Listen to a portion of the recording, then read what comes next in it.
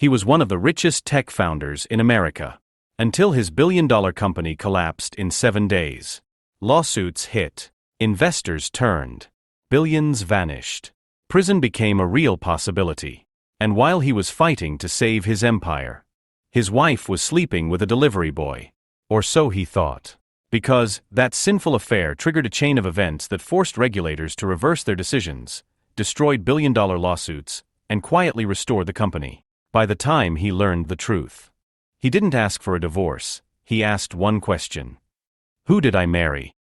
To understand how a delivery boy and a cheating wife brought down billion-dollar lawsuits, you have to go back to a girl selling Zobo on the streets of Lagos, and the identity she buried long before she met her husband. Before she ever lived in a glass mansion. Before private jets, luxury cars, and a name that opened doors. Susan belonged to a place most people never looked at twice. Every morning, Lagos woke up loud and unforgiving. Horns blared, engines coughed, voices clashed in the heat. And on a narrow roadside where traffic slowed just long enough for pity, but never long enough for change, Susan stood with a small cooler by her feet. Inside it were bottles of cold Zobo. She wore simple dresses. Always clean. Always modest. No makeup. No jewelry. No desperation in her eyes. Just calm and a quiet dignity that felt strangely out of place in a neighborhood built on survival. Men noticed her immediately. Not because she tried to be seen, but because she didn't. They joked when they bought her drinks. Said she was sweeter than the Zobo. Asked why a girl like her was wasting away on the roadside. Susan always smiled politely, took their money, and never answered the question. Because if she told the truth, no one would believe her. That this life, this heat, this noise, this struggle, was not where she started, but where she chose to hide. She lived in a cramped room with peeling paint and unreliable power. At night, when the city finally exhaled, she sat alone and counted her earnings carefully. Not greedily. Precisely. Every naira had an assignment. Food. Rent. Family. Nothing wasted. Nothing emotional. Susan didn't drink alcohol. Didn't gossip. Didn't dream out loud.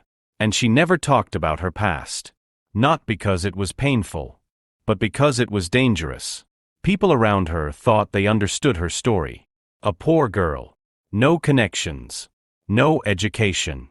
Just another beautiful face Lagos would eventually break. They were wrong. Susan wasn't surviving. She was lying in wait. Sometimes, late at night, when the city lights flickered through her window, she felt it again. That familiar pull in her chest. That hunger. Not for money. Not for comfort. For conflict. For strategy. For the cold, intoxicating clarity that came when rules bent and people underestimated her. She hated that feeling. She had buried it. Sworn it off. Promised herself she would never return to the game that once consumed her.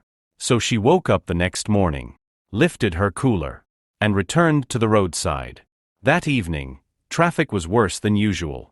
A long line of cars crawled forward, trapped between impatience and resignation. Susan moved calmly between them, offering drinks, avoiding eye contact. Then one car stopped differently. Not abruptly. Not aggressively. Deliberately. Inside it sat a man who did not belong to that road. Rex.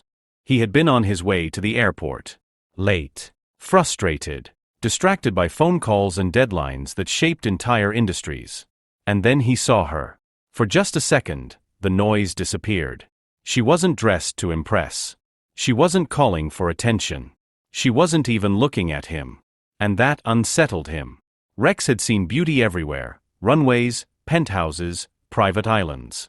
But this was different. This was restraint. He told his driver to pull over. Susan approached the car like she had approached hundreds before it. Professional, neutral, unimpressed. Rex bought one bottle, then paused. Then bought them all. Their hands brushed as she passed him the drinks. It was brief, insignificant to anyone watching. But something shifted. Neither of them could explain it. Neither of them tried. As Rex drove away, he told himself it was nothing, just a moment, just traffic. Susan watched the car disappear into the chaos of Lagos and felt something she hadn't felt in years. Not excitement. Not hope. Recognition. And for the first time in a long time, the monster she had buried stirred slightly in its sleep. Rex told himself he wouldn't think about her again. He boarded his flight. Answered emails. Signed documents worth more than entire neighborhoods. The world returned to its usual rhythm: numbers, projections, decisions that moved markets. But somewhere between 30,000 feet and the silence of first class, her face returned. Not the beauty. Not the roadside. The calm. It unsettled him. Rex was used to admiration. People leaned in when he spoke. Laughed a little too quickly. Agreed a little too easily. Susan had done none of that. She hadn't recognized him. Hadn't flinched at the car. Hadn't softened her voice. She had looked at him the way a judge looks at evidence, briefly, carefully, without curiosity. That was new. Back in the U.S., life swallowed him whole. Meetings blurred into dinners. Dinners turned into flights. Flights turned into negotiations that never truly ended. Yet somehow, in the quiet moments, waiting for elevators, staring at city lights through glass walls, he found himself thinking about a girl selling Zobo in Lagos. 2 months later, Rex created a reason to return to Nigeria. Officially, it was business. A potential expansion. A courtesy visit. But unofficially, it was unfinished curiosity. This time, he didn't get stuck in the Lagos traffic. He asked his driver to take him directly to the roadside. Susan was there. Same cooler. Same calm. Same quiet distance from the chaos around her. She recognized him immediately. Not with surprise, but with calculation. Rex bought a drink. Then another. He asked her name. Susan, she said. Nothing more. He asked where she lived. Here, she replied, gesturing vaguely to the neighborhood. He asked why she sold Zobo. She met his eyes for the first time. To survive, she said. No story. No emotion. No invitation. Most people would have walked away. But Rex didn't. He came back the next day. And the day after that. Sometimes he would buy drinks. Sometimes he would just stand there, asking small, harmless questions. Susan answered carefully. Never lied. Never revealed too much. She didn't ask about his work. Didn't ask about his money. Didn't ask why a man like him kept returning to a road like this. That restraint pulled him closer than curiosity ever could. Over weeks, something dangerous formed. Not passion. Alignment. Rex admired how she moved through chaos untouched. Susan observed how power bent around him effortlessly. They never talked about love. Never talked about escape. But one evening, as the sun dropped low and traffic slowed again, Rex said something that broke the balance. You don't belong here. Susan smiled. I know, she said. That night, Rex sent his driver away, and then he walked her home. The room was small, bare, unimpressive, but it was intentional. Susan lived like someone who expected to escape, or to disappear.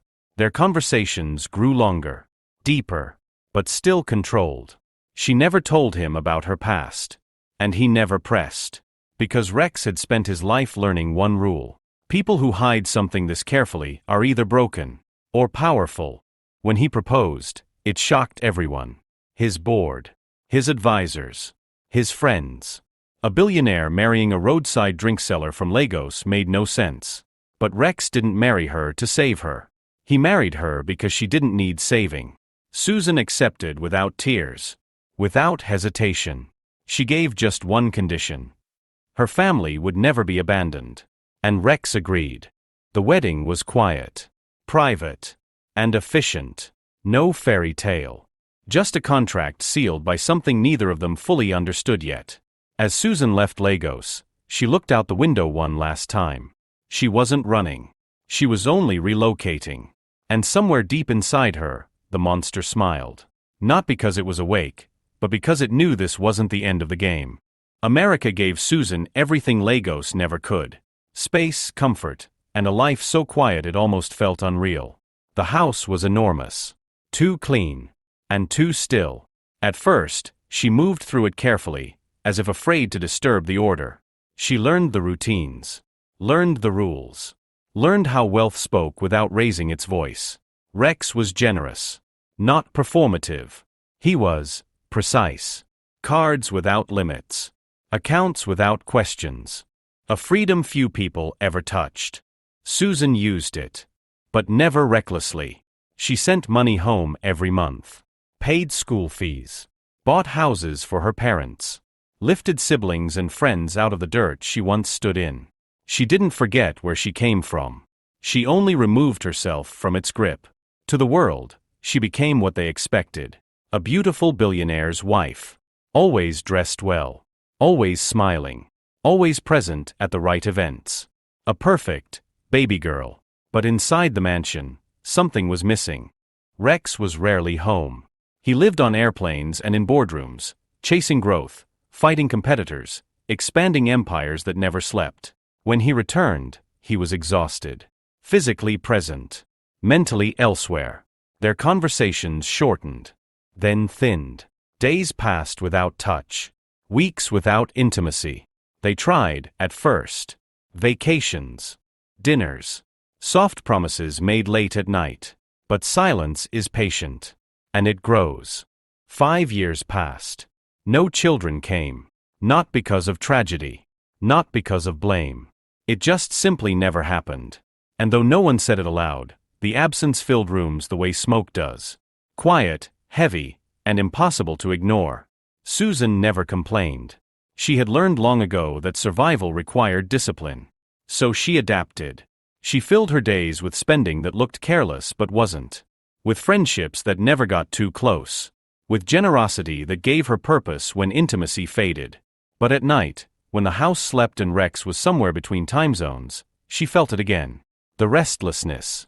The itch. Not loneliness. Something sharper. Susan had been many things in her life. Poor. Invisible. Desired. But she had never been useless. Now she was.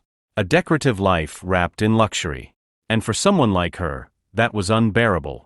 Sometimes she walked the house barefoot, listening to the echo of her steps, wondering how a place this large could feel so empty. Sometimes she stared at legal dramas on television and switched them off halfway through. Heart racing, jaw tight. She never told Rex why. Because there are confessions that destroy more than silence ever could. So she smiled. Hosted. Spent. And waited. Unaware that silence, like pressure, only builds until something finally breaks. And when it did, it wouldn't break gently. The first call came on a Tuesday morning. Rex was in his office when his phone vibrated, once, then again. By the third call, his assistant didn't knock. She rushed in. One of the company's flagship mobile apps had been demonetized. No warning. No explanation. Just gone. Rex stood up slowly, already calculating damage. Millions per day. Contained, if handled fast. Then the second app went down. By evening, the third followed. Investors started calling before the press did. Their voices tight. Controlled.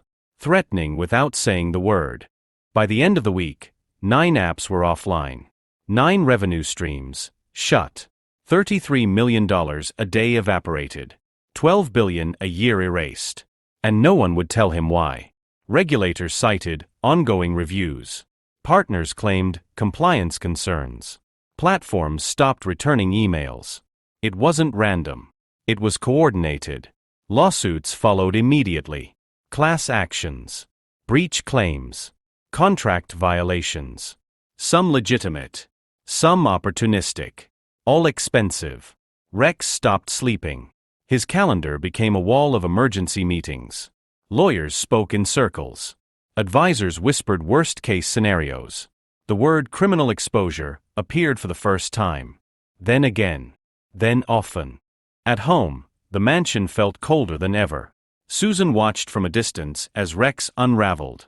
Ties loosened, voice sharper, patience gone. She asked questions carefully. He answered vaguely. Not because he didn't trust her, but because men like Rex believed shielding was the same as protecting. The lifestyle changed quietly. Spending limits appeared. Cards declined. Staff was reduced. Then the illusion cracked. Susan noticed everything. She did the math faster than anyone around him. This wasn't a setback. It was an extinction event. And somewhere deep inside her, something shifted. Fear didn't rise. Recognition did. She had seen this before. Different country. Different battlefield. But same tactics. Weaponized regulations. Strategic litigation. Financial suffocation. This wasn't about mobile apps. It was about control. At night, Rex sat alone at the dining table, documents spread out like evidence at a crime scene. Susan poured him water and touched his shoulder. He flinched. Not from her, but from extreme pressure. For the first time since she met him, Rex looked small, vulnerable, and really pathetic. And that terrified her, to see the man she loved go through all these sudden crash alone. And as she watched the walls close in, she felt the things she had buried begin to breathe again. The instinct. The clarity. The appetite. She sometimes told herself it was nothing. That this wasn't her fight. She had made a vow. She would never return to that world. Never become that person again. But vows are easy to keep when nothing you love is at risk. And Rex was running out of time. Susan didn't sleep that night. Rex lay beside her, breathing unevenly, trapped between exhaustion and panic. Stacks of legal documents sat on the bedside table, untouched but never out of reach. She stared at the ceiling, counting. Not sheep. Not minutes. But variables. Who had moved first? Who stood to gain? Who had the leverage to pull 9 platforms down at once? Her mind was doing what it had sworn never to do again. She sat up slowly, careful not to wake him, and walked into the dark living room. The house was silent, but her head was loud. 7 years ago, she had walked away from this exact feeling. The rush of seeing patterns others missed. The cold satisfaction of knowing how a case would end before it even began. The dangerous joy of precision. She remembered the faces. Opponents who smiled confidently at the start and avoided eye contact at the end. She remembered the courtroom silence when verdicts were read. The weight of lives changed forever, including one she could never undo. She had sworn never again, because when she fought, she didn't know how to stop. Justice wasn't something she negotiated with. It was something she enforced. Susan pressed her palms together, grounding herself. This was not her jurisdiction. Not her license. Not her war. She told herself that repeatedly. But the facts didn't care about her vows. Every lawsuit Rex faced had fingerprints on it. Every regulatory move had timing too perfect to be coincidence. This wasn't failure. It was orchestration. She opened a laptop she hadn't touched in years. Didn't log into anything legal. She just read case summaries, public filings, investor statements. And with every page, the picture sharpened. Someone wanted Rex desperate. Someone wanted him isolated. Someone wanted him to settle cheaply. Susan closed the laptop. Her heart was pounding, because she knew exactly how to dismantle this. And she hated herself for knowing. She walked into the bathroom and stared at her own reflection. She looked nothing like the woman who once terrified courtrooms. No wig. No robe. No fire. Just a billionaire's wife standing in silk pajamas. Good. That was the point. She could not return to the spotlight. She could not appear anywhere near this war. If she moved, it would have to be invisible. Indirect. Untraceable. Susan whispered the words she had sworn never to say again. Just this once. Back in bed, Rex shifted. You okay? He murmured. Yes, she said softly. It was a lie. Because the monster wasn't awake yet. But it was standing now. And waiting. Rex wasn't supposed to be home that night. But a meeting was cancelled last minute. A call that never came. A silence that felt wrong. Then he drove home without thinking. Strangely, the house lights were on. That alone stopped him. Because Susan was always meticulous. Lights off, doors locked, routines unchanged. But tonight, something was careless. Rex entered quietly. No staff. No music. No sound. Until he heard it. A muffled laugh from upstairs. His steps slowed. Every instinct told him to turn back. To call someone. To prepare. But he didn't. The bedroom door was half open. And inside, the entire world ended. Susan was on the bed with the delivery man. Fully undressed. She was not startled. Not alone. The delivery boy froze first. He was young, terrified, barely breathing. Susan turned her head slowly. Their eyes met. She didn't scream, didn't cover herself, didn't explain. She just looked at him, with a strange calm. Rex felt something tear inside his chest. This wasn't suspicion anymore. This wasn't evidence. This was humiliation. He stepped back, closed the door quietly, and walked out of the house without saying a word. That night, he couldn't sleep. He sat in his car until dawn, staring at a future that suddenly made sense in the worst way. A cold marriage.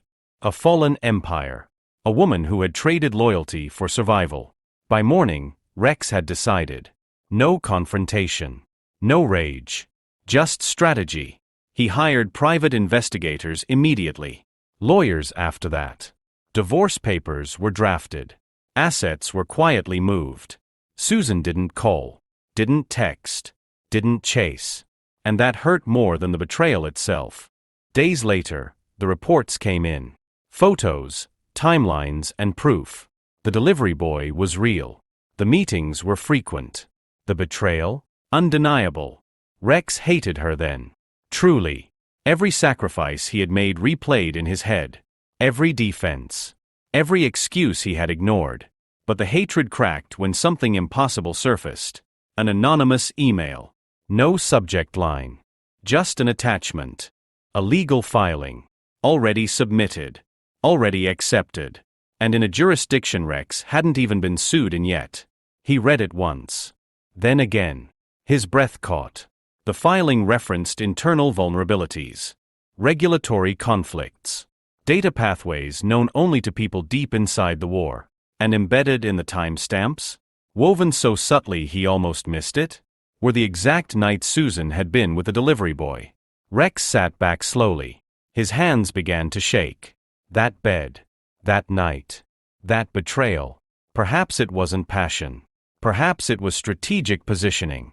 He looked again at the investigators' photos. At the boy's fear. At Susan's control. And suddenly, the most terrifying question of his life formed in his mind. If that wasn't an affair, then what did he just walk in on? Because whatever Susan was doing, it had already started to dismantle the forces trying to destroy him. And Rex had just realized something far worse than betrayal. He might have married a woman who could destroy empires. From a bedroom. Before part 2. I need you to answer this honestly. If you were Rex, would you walk away from her forever? Or would you want to know exactly what she was planning in that room? Don't decide yet. Drop your answer in the comments. Because part 2 doesn't just explain what Susan did. You'd have to choose whether she's a villain or the most dangerous ally a man could ever have. And if you don't want to miss how this ends, subscribe to this channel. Thank you for your time, your likes, comments, and subscription. See you in the next part.